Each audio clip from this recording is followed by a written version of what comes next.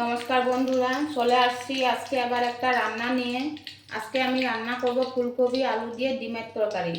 সেটা কিভাবে রান্না করব সেটাই তোমাদের সামনে তুলে ধরব। ফুলকপি আলু ডিমের তরকারি করার জন্য আমি আগের থেকে ডিমটা আমাদের লবণ হলুদ মেখে রাখছিলাম। এখন আমি ভেজে নেব।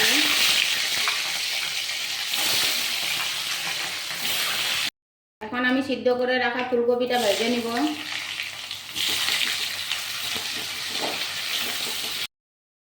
ভাজা হয়ে গেছে, এখন আমি নামাই নিব। এখন আমি দিয়ে দিব কড়াইতে একটা তেজপাতা আর একটু গোটা জিরা দিয়ে দিব। এখন আলুটা কেটে রাখা আলুটা এখন ভেজে নিব আমি।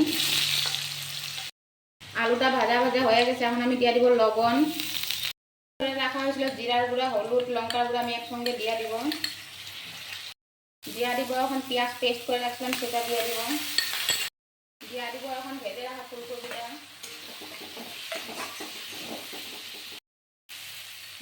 এখন আদা রসুন পেস্টটা এখন কেটে রাখা লঙ্কাটা। মশলাটা ভাজা ভাজা হয়ে গেছে, এখন আমি দিয়ে দিব জল। এখন ভেজে রাখা ডিমটা।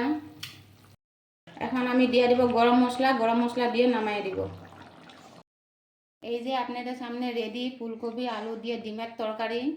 ভালো লাগলে লাইক কমেন্ট শেয়ার করবেন। চলে আসবো আবার একটা রেসিপি নিয়ে।